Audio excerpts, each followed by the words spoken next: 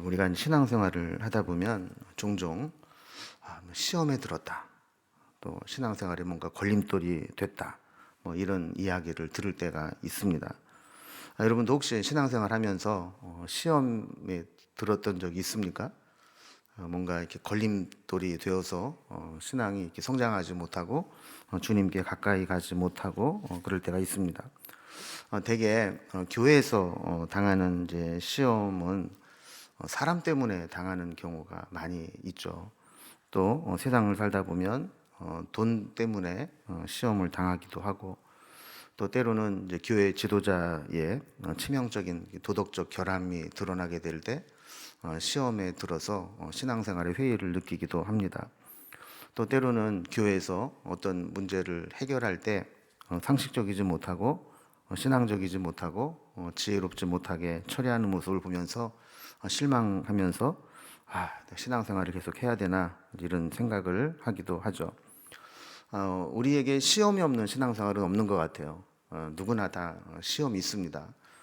그런데 이 시험을 잘 극복하고 다시 신앙이 회복되면 다행이지만, 개중에는 시험에 걸려서 넘어지고 한동안 이제 교회를 나오지 않는 사람들이 있습니다. 심한 경우에는 엎어진 김에 쉬어간다고 그냥 아예 교회를 안 나오고 신앙생활을 포기하는 경우에 이르기도 합니다. 목회자의 입장에서 만약에 이런 모습을 지켜보게 되는 것은 사실 목회하면서 제일 마음 아픈 겁니다. 시험이 없는 것은 없지만 그래도 잘 이겨내는 모습을 볼 때 목회자도 같이 격려가 되고 싶고 위로가 되고 싶고 한데, 결국 시험에 빠져서 헤매고 넘어지게 되는 모습을 보게 되면 참 안타까운 거죠. 또 만약에 이제 교회에 어떤 문제가 생겨서 교인들이 하나 둘씩 막 빠져나가고 막 집단적으로 막 빠져나가게 된다면 아마 목회자는 마음이 아파서 잠도 제대로 못 잘 겁니다. 근데 오늘 본문에 보면 그런 상황이 나옵니다. 사람들이 예수님이 막 기적을 행하고 말씀을 가르치고 할 때 예수님이 소문을 듣고 막 몰려옵니다. 근데 어떤 순간이 되니까 예수님에게서부터 실망을 하는 사람들이 생기게 되고 말씀을 이해하지 못하고 결국 떠나가게 되는 거죠. 오죽하면 다 떠나가고 예수님이 12제자만 딱 남았는데 그 제자들에게 이렇게 물으시죠. 너희도 가려느냐? 얼마나 답답하시겠어요. 그 많던 사람들이 다 몰려왔다가 다 떠나가고 12제자만 딱 남았는데 그 12명 딱 데려다 놓고 너희도 가려느냐? 이렇게 물으시는 예수님의 심정이 어떠했을까요? 그래서 오늘 본문에도 보면 그런 신앙의 걸림돌, 뭔가 시험거리가 되는 말씀, 소화하기 힘든 말씀을 들었을 때 어떤 사람은 잘 관리하고 믿음으로 그 말씀을 붙잡고 끝까지 따르는 자들이 있는가 하면, 또 많은 숫자는 예수님을 다 떠나가 버립니다. 그리고 심지어는 이 시험을 극복하지 못하고 마지막에는 예수님을 배반해서 파는 자까지 생기게 되는 것입니다. 오늘 우리는 본문을 통해서 시험이 올 때 어떻게 이것을 해결하는가 하는 것을 보면서 우리 자신도 시험이 올 때 잘 극복하고 끝까지 변함없는 신앙을 지켜나가는 그런 교훈을 얻을 수 있기 바랍니다. 오늘 본문은 몇 구조를 좀 살펴보면 먼저 60절에서 63절까지는 예수님 말씀을 듣고 은혜를 받는 게 아니라 걸림이 돼서 시험에 드는 제자들이 있습니다. 자, 그리고 이 시험에 드는 말씀을 들었을 때 제자들의 반응이 세 가지 부류로 나타납니다. 첫 번째 반응은 떠나가는 사람들이 생기게 됩니다. 두 번째 반응은 12제자는 끝까지 예수님을 따르고 남아있게 되죠. 그리고 12명 중에서 한 사람은 결국 예수님을 배반하고 예수님을 팔게 됩니다. 그래서 이렇게 말씀을 감당하기 힘든 시험이 왔을 때 떠나든지 끝까지 따르든지 아니면 더 심하게 예수님을 배반하고 팔든지 이런 이 세 가지 반응을 보이게 된다는 것을 오늘 본문이 우리에게 보여줍니다. 자, 그럼 먼저 배경이 되는 말씀으로 말씀을 듣고 왜 그것이 걸림이 되었는가, 왜 그 말씀을 시험이 되었는가 하는 것을 이제 살펴보겠습니다. 여러분, 이게 신앙생활을 시작할 때 사람들은 어떤 성숙한 믿음을 갖기 전까지는 뭔가 나에게 유익이 된다라고 생각하니까 신앙생활을 시작하는 거예요. 뭔가 은혜가 되든지, 또 아니면 사람들로부터 위로를 받든지, 환영을 받든지, 아니면 문제를 해결함 받든지, 뭔가 내가 예수를 믿고 교회를 다니고 신앙생활을 하는 것이 나에게 유익하다, 이렇게 생각이 되니까 그런 기대를 가지고 신앙생활을 하는 거죠. 근데 만약에 교회를 다니고 신앙생활을 계속 하는데 다니면 다닐수록 내가 기대했던 것과는 다른 모습만 보이거나 내가 기대했던 것과 다른 방향으로 가고 있는 것을 보게 될 때 사람들은 내가 신앙생활 계속 해야 되나 하는 생각을 하게 되고, 아니면 세상 말로 이쯤에서 때려쳐야 되나, 이런 갈등과 고민을 하게 되는 거죠. 여러분, 요한복음 6장 우리가 지금 살펴보고 있는, 새벽에도 계속 살펴보고 있는 말씀인데, 이 말씀은 오병이어의 기적 사건과 연결되어서 계속 파생되는 사건입니다. 자, 오병이어 사건으로 사람들이 배고픔의 문제를 해결했어요. 먹을 것이 하나도 없었는데, 살 곳도 없고, 그런데 어린아이가 가지고 온 오병이어를 가지고 예수님이 축복기도 하시고 나눠주실 때 희한하게도 나와도 무한리필이 되면서 사람들이 배부르고 남을 정도로 먹게 되었다는 겁니다. 또 예수님의 여러 말씀을 들으면서 좀 신선한 충격을 받았어요. 다른 복음서에 보면 권세 있는 새 교훈이었다. 그러니까 기존 랍비에게서 배워서 가르치는 사람들에게서는 얻지 못하는 어떤 통찰력을 얻게 되면서 사람들이 뭔가 신선한 충격을 받습니다. 그래서 예수님을 자기들의 어떤 정치적인 메시아로, 또 왕으로, 임금으로, 아니면 내 신앙의 지도자로 결심하고 따르는 자들이 많아졌습니다. 자, 그런데 이렇게 몰려오는 사람들을 예수님이 보시면서 전혀 기뻐하시거나 그들을 귀하게 여기거나 환대하거나 이런 모습이 보이질 않았어요. 저는 우리 교회에 사람들이 몰려오면 한 사람은 너무 귀하고 환영하고 그럴 것 같은데, 예수님은 그렇게 몰려오는 사람들을 보면서 오히려 마치 알곡과 가라지를 이렇게 골라내듯이, 옥석을 가려내듯이 떠날 사람은 떠나고 남을 사람은 남아라, 이런 식으로 이 말씀을 이제 하시기 시작을 하는 겁니다. 예수님을 따라왔던 자 중에 떠나는 자들이 결정적으로 예수님을 떠나게 되는 이유는 예수님이 하시는 말씀을 도저히 못 알아듣겠다는 거예요. 이해할 수 없다는 겁니다. 자기 상식으로는 도저히 받아들일 수 없다는 겁니다. 그래서 60절 말씀에 보면 제자 중 여럿이 듣고 말하되 이 말씀은 어렵도다. 누가 들을 수 있느냐 한데 그랬어요. 자, 말씀이 어렵다. 이거 누가 들을 수 있느냐? 이거 듣고 해석하고 받아들일 수 있는 사람이 누구냐 하는 거죠. 교회에서 목사가 설교를 하는데 계속해서 알아듣지도 못하는 이상한 얘기만 하고 뜬구름 잡는 얘기만 하고, 그렇게 하고 나랑은 아무 상관이 없는 얘기만 계속하면 여러분 그 설교를 듣고 싶겠어요? 요즘 인터넷이나 유튜브에 얼마나 좋은 설교들이 많은데 차라리 집에서 그거 듣는 게 낫지 뭐하러 오겠어요. 그러니까 여기 나오는 사람들도 예수님 말씀을 이해하기가 참 어려웠던 겁니다. 새벽 말씀을 계속 이제 보신 분들은 이해가 되겠지만, 결정적으로 이제 54절과 55절에 보면 예수님이 설교 중에 이런 말씀을 하셨어요. 내 살을 먹고 내 피를 마시는 자는 영생을 가졌고 마지막 날에 내가 그를 다시 살리리니 내 살은 참된 양식이요 내 피는 참된 음료로다 그랬습니다. 여러분, 이 말씀은 문자적으로 이 말씀을 들으면 도저히 받아들일 수 없는 말씀이죠. 여러분, 다른 거는 몰라도 스승의 살을 먹고 스승의 피를 마시지 않으면 살 수 없다. 여러분, 이 말씀을 영적으로 해석하지 못하고 문자적으로 받아들이면 이 도저히 감당할 수가 없는 거죠. 우리가 식인종도 아니고 더군다나 스승의 살을 뜯어먹고 피를 마셔야 된다. 그래야 너희들의 생명이 있다. 이걸 어떻게 받아들이겠어요? 예수님 말씀을 이해하지도 못하고 동의하지도 못하고 그런 말씀을 뭐 길게 하시지 않습니까? 그럴 때 불만을 품은 자들이 수근수근 거리기 시작을 합니다. 예수님이 딱 눈치를 채시고 그들에게 지적하면서 말씀하시죠. 61절에 보면 예수께서 스스로 제자들이 이 말씀에 대하여 수군거리는 줄을 아시고 이르시되 이 말이 너희에게 걸림이 되느냐 그랬습니다. 정확히 보신 거죠. 수군거린다는 얘기는 뭔가 불만이 있다는 거 아니겠습니까? 예수님 하시는 말씀에 대해서 이 마음에 걸림이 된다는 거예요. 여러분 우리도 성경을 읽고 신앙생활을 할 때 어떤 부분이 딱 걸리면 거기부터 신앙이 성장하지 못합니다.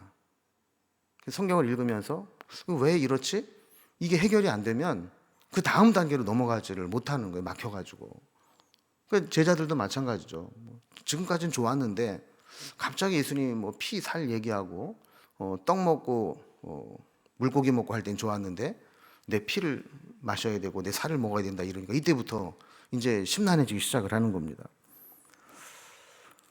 그래서 이제 머리로는 도저히 이해가 안 되는 거죠. 자기의 생각과 영 안 맞는 겁니다. 예수님은 62절에서 그러면 너희는 인자가 이전에 있던 곳으로 올라가는 것을 본다면 어떻게 하겠느냐 그랬습니다. 여러분 훌륭한 선생님은 어려운 내용을 쉽게 가르치는 게 훌륭한 선생님입니다. 어려운 걸 어렵게 가르치는 거 누구는 못하겠어요. 진짜 훌륭한 선생님은 정말 어려운 내용인데 아주 알아듣기 쉽게 딱 설명을 해주는 게 진짜 훌륭한 선생님 아닙니까? 근데 그게 아무리 쉽게 얘기를 해도 쉽게 얘기하는 거를 알아들을 수준이 돼야 그걸 설명이 되는 거지. 여러분 2차 함수 이거를 유치원생들한테 아무리 쉽게 설명을 한다고 애들이 2차 함수를 알아들을 수 있겠어요?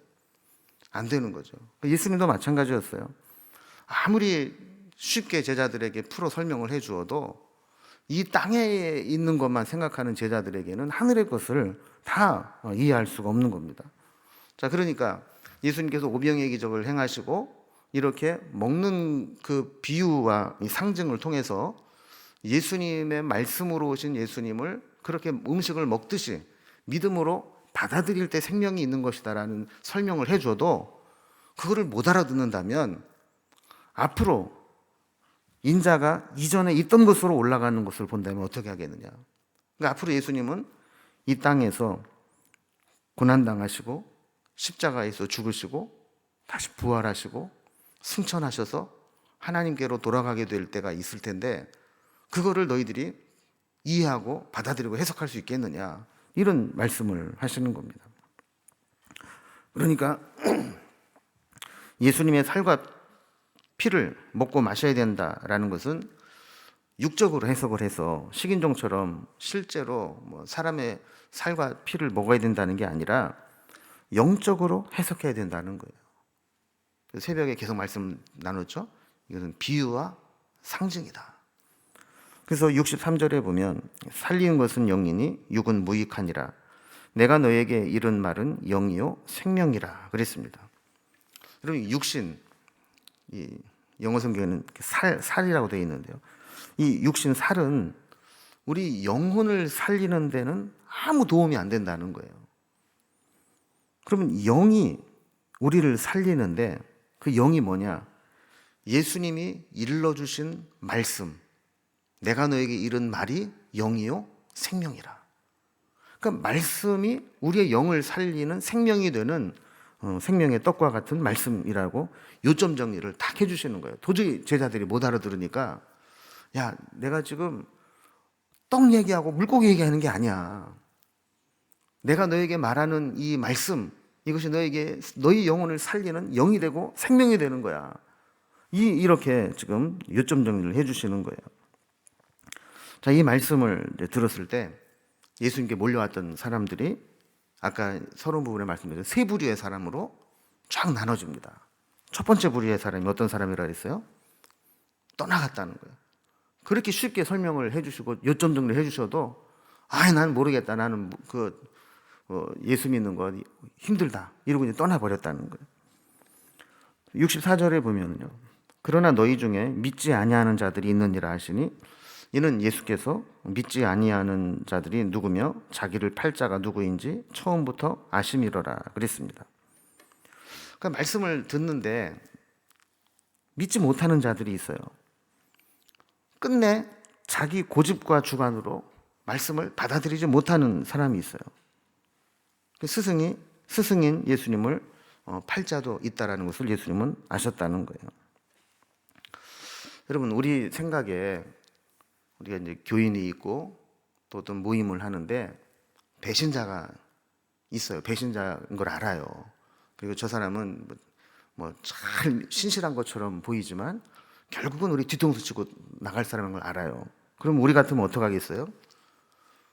이 잡초를 솎아내듯이 그 배신자를 이렇게 드러내서 쫓아내면 될 것 같은데 예수님은 그때 이미 알고 계셨다는 거예요. 그러니까 이제 요한복음의 특징이 그거라고 그랬지 않습니까? 사실을 그대로 기록한 것이 아니라 요한이 신학적인 통찰을 가지고 자기 해석을 다 기록을 했다고 그랬잖아요. 그러니까 여기서도 믿지 않는 자가 누구며 자기를 팔 자가 누구인지 처음부터 아심이로라. 그러니까 나중에 보니까 예수님은 이미 알고 계셨다라는 겁니다. 이 사람이 누구냐면 나중에 이제 세 번째 반응에서 나오게 될 가룟 유다라는 사람이죠.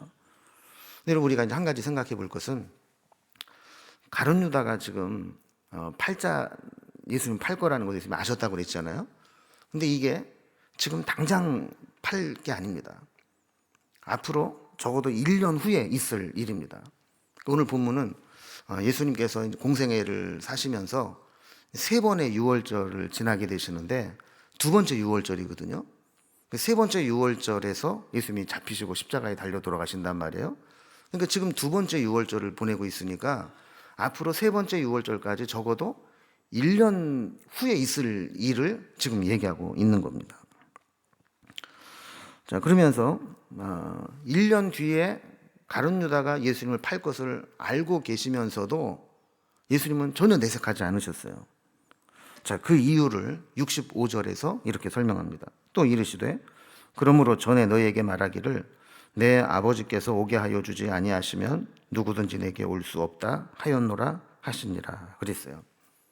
자, 그러니까 이 말이 무슨 얘기냐면 지금 가룟 유다가 예수님의 제자가 된 것도 하나님이 오게 해서 온 거라는 거예요. 자, 그렇다면 끝까지 기회를 주는 겁니다. 그래서 1년 동안 예수님이 자기를 배반하여 팔 것을 알면서도 끝까지 품고 가시는 거예요. 여러분, 최종 선택은 누가 하는 겁니까? 가룟 유다가 하는 거죠.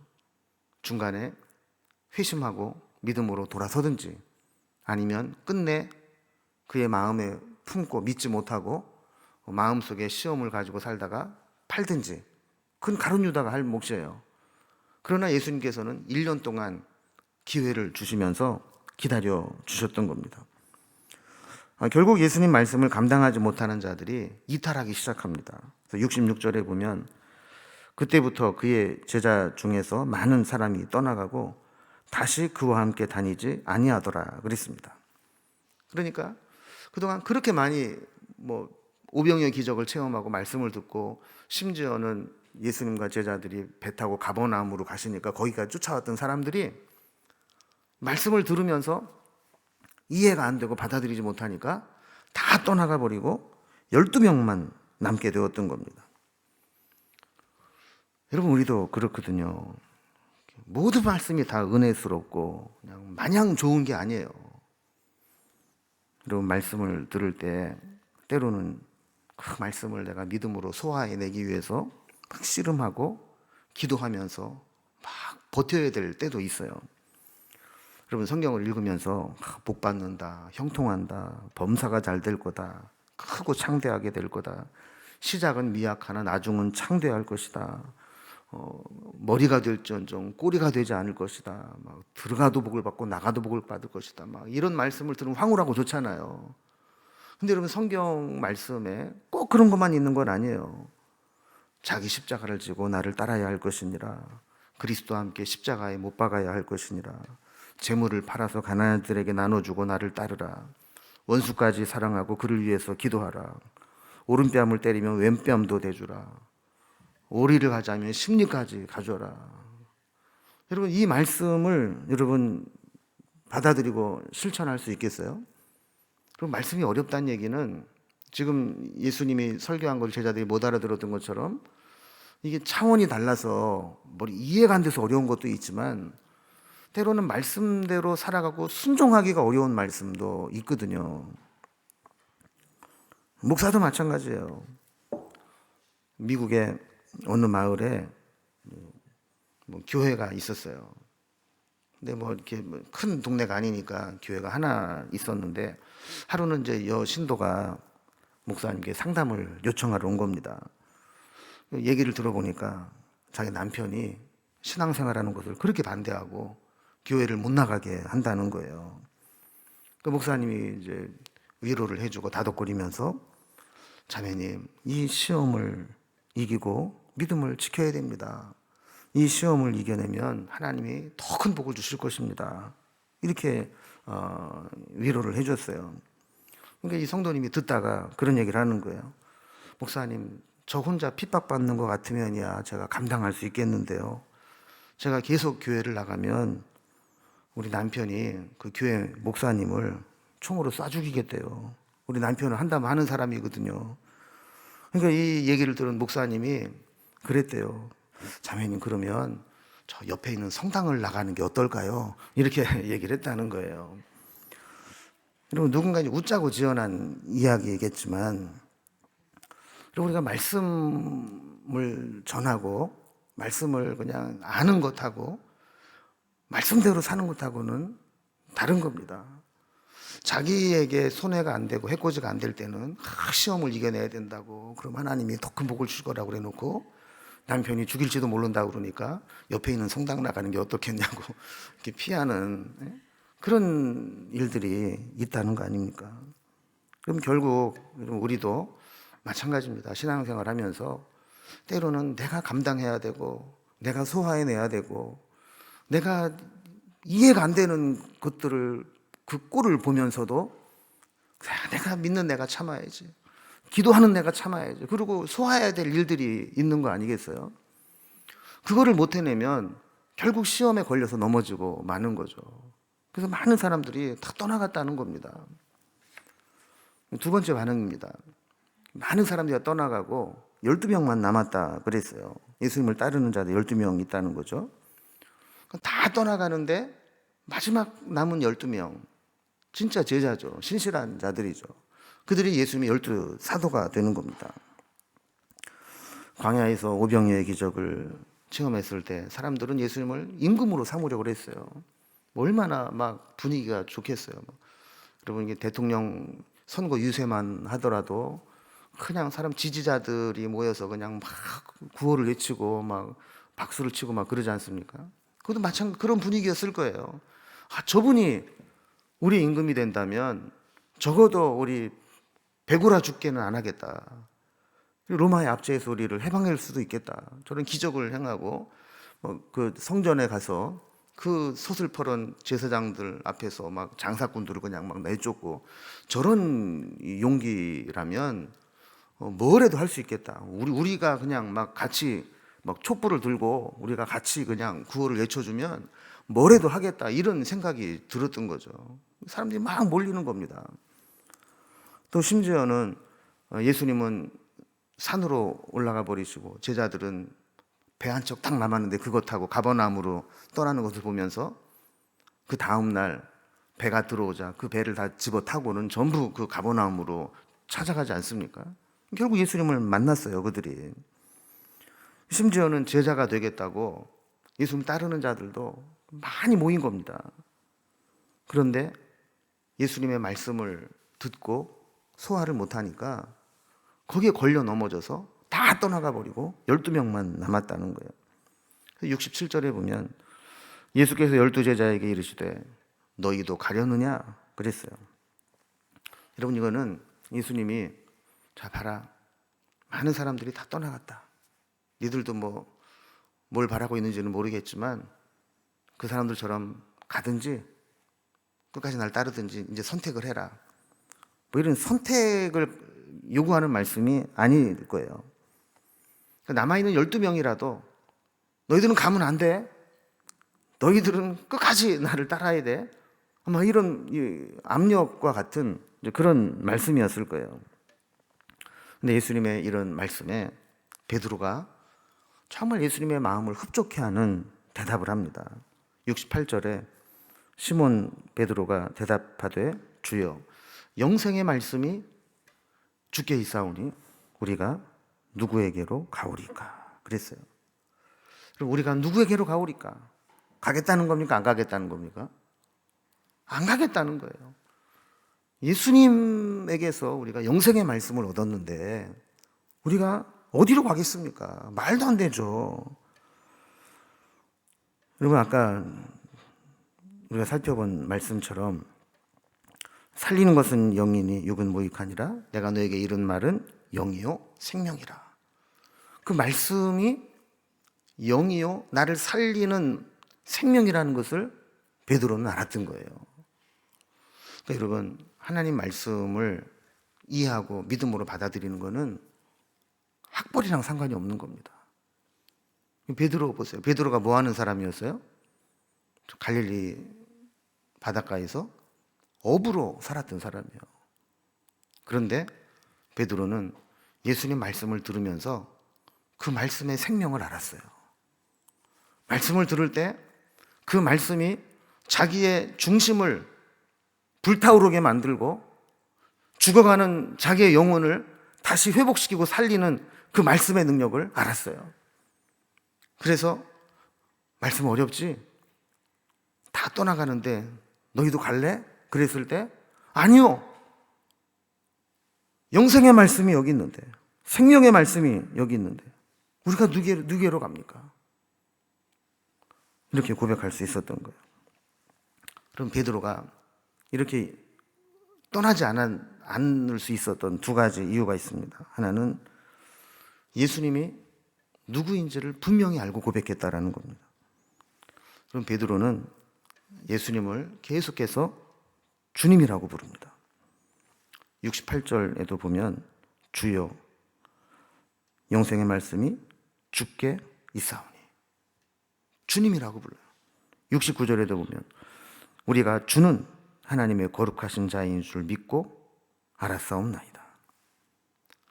내 주님은 하나님의 거룩한 분입니다. 예수님이 어떤 분인지를 분명히 알았다는 겁니다. 여러분 우리가 신앙생활을 할 때에도 우리 주님이 어떤 분인지를 분명히 아는 사람은 절대로 흔들리지 않습니다. 그러나 주님이 어떤 분인 줄 모르고 희미하게 아는 사람은 뭔가 눈에 보이는 게 마음에 들지 않고 상황이 힘들어지면 흔들리게 되는 거예요. 두 번째로 베드로가 떠나지 않겠다고 했던 이유는 말씀의 진가를 알았기 때문입니다. 여러분 참 신기합니다. 똑같은 말씀인데 어떤 사람은 그 말씀이 걸림이 돼서 소화하지 못하고 그 말씀 때문에 떠나갑니다. 그런데 어떤 사람은 그 말씀을 듣고 이 말씀이 영생의 말씀이라고 받아들이고 그 말씀 때문에 다른 데로 갈 수 없다고 고백합니다. 여러분 우리는 하나님 말씀을 들을 때 나에게 어떻게 들립니까? 내 신앙을 흔들고 시험에 들게 하고 걸려 넘어지게 하는 걸림돌이 됩니까? 아니면 그 말씀이 들을 때마다 내 영혼을 불타오르게 만들고 꺼져가는 심지에 불을 붙이듯이 다시 나를 살리는 그 말씀이 됩니까? 마지막 세 번째 반응입니다. 예수님을 배반한 가룟 유다를 예수님이 말씀하시는데 이 세 번째 반응은 그냥 단지 실족하고 떠나가는 정도가 아니라 예수님을 배반하고 팔자도 있다는 거예요. 적극적으로 반항하는 것이죠. 70절에 보면 예수께서 대답하시되 내가 너희 12를 택하지 아니하였느냐 그러나 너희 중에 한 사람은 마귀니라 하시니 그랬습니다. 그럼 사실 예수님은 우리가 이제 요한복음 새벽에서 쭉 말씀을 살펴본 것에 의하면 예수님이 첫 번째 예루살렘에 갔다가 유월절을 지키고 올라오시면서 세례 요한의 제자들로부터 시작해서 아는 사람 연줄연줄해서 5명을 제자로 삼아서 끌고 왔어요. 그리고 시간이 지나면서 이 주변에 많은 사람들이 몰려왔는데 다 떠나가고 그들을 포함해서 12명만 딱 남았어요. 12명도 뭐 그렇게 많은 건 아니죠. 그런데 그나마 그 12명 중에서도 한 사람은 마귀라고 말씀하는 겁니다. 그럼 우리는 그런 생각을 할 수 있어요. 어떻게 예수님의 제자가 마귀가 될 수 있나? 예수 믿는 사람들도 마귀가 될 수 있나? 여러분, 이것은 우리가 아무리 믿음을 가지고 있어도 끝까지 말씀을 붙잡고 믿음으로 버티지 못하면 마귀가 하는 짓을 할 수도 있다라는 겁니다. 결국 선택은 본인이 하는 거죠. 가룟 유다가 그런 충동을 얼마나 많이 받았겠습니까? 그러나 그때 내가 이러면 안 되지. 그리고 말씀을 붙잡고 회개하고 돌이키든지 아니면 믿지 못하고 끝까지 불신을 가지고 있다가 자기 하고 싶은 대로 해버리든지 본인이 선택을 하는 거예요. 여러분, 이게 참 두려운 것은요, 우리도 교회만 왔다 갔다 한다고 천사가 되는 게 아니라는 겁니다. 열심히 일도 하고 예배도 안 빠지고 봉사도 하고 말씀도 듣고 그래도 말씀을 듣고 은혜를 받지 못하면, 말씀을 들었는데 변화되지 못하면 그 사람은 마귀짓을 할 수 있다는 겁니다.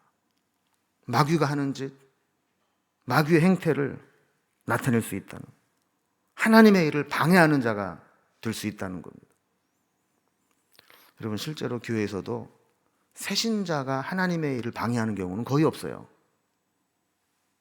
열심히 있다고 하는 사람, 오래 믿었다고 하는 사람, 이런 사람들이 예배는 열심히 드리고 봉사도 열심히 하고 말씀도 많이 들었는데 은혜 받지 못하고 변화받지 못하면 결국 가룟 유다처럼 마귀가 하는 짓을 똑같이 할 수 있다는 게 두려운 겁니다. 그래서 71절에 보면 이 말씀은 가룟 시몬의 아들 유다를 가리키심이라. 그는 12 중에 하나로 예수를 팔자로라 그랬습니다. 여러분, 아까도 말씀을 드린 것처럼 지금 이 말씀, 가룟 유다가 예수님을 팔 일은 지금으로부터 1년 후에나 있을 일입니다. 그런데 예수님은 끝까지 포기하지 않으시고 마지막까지 품고 가셨어요. 여러분, 예수님 마음이 어땠을까요? 저는 결국 1년 뒤에 나를 팔 놈이야. 그런데도 내색하지 않고 똑같이 품고 제자로 삼으시는, 그게 주님의 사랑입니다. 여러분, 이제 말씀을 마무리합니다. 우리가 정말 중요한 것은 주님의 말씀을 우리가 어떤 자세로 받아들이느냐 하는 겁니다. 여러분, 하나님의 말씀은 내 마음을 기쁘게 하고 흡족하게 하기 위해서 주신 말씀이 아닙니다. 우리가 하나님의 뜻대로 살도록 교훈해 주시는 말씀입니다. 저는 하나님 말씀 때문에 시험에 드는 분이 없기를 바랍니다. 또 신앙생활 하면서 부딪히는 여러 가지 일들, 또 만나는 사람들 때문에 시험이 될 때 그것을 잘 이겨낼 수 있기를 바랍니다. 여러분, 어느 교회나 보면 이런 과정 속에서 시험에 들어서 교회를 떠난 사람들이 많아요. 다 떠나가고 12명만 남은 것처럼. 아마 우리 교회에도 우리 교회에 잘 나오던 사람들 중에 시험에 들어서 떠난 사람들이 있을 거예요. 그럼 그 사람들을 우리가 품고 기도하고 그들이 다시 주님께로 돌아오도록 하는 사명이 우리에게 있는 겁니다. 영생의 말씀이 여기 있는데 어디로 가오리까? 여러분, 이 제단에서, 이 강단에서 하나님의 말씀이 선포되고 살아계신 하나님의 음성이 들려지고 우리를 살리는, 우리의 심령을 회복시키는 그 말씀이 계속 흘러 넘친다면 여러분, 이곳에서 다시 회복되어야 될 사람들, 말씀을 들어야 될 사람들을 다시 주께로 이끌어 와야 될 줄로 믿습니다. 혹시 여러분 시험 중에 있는 분이 계십니까? 사람 때문이든 세상살이 때문이든 어떤 일 때문이든 잘 극복하고 믿음으로 승리할 수 있기를 바랍니다.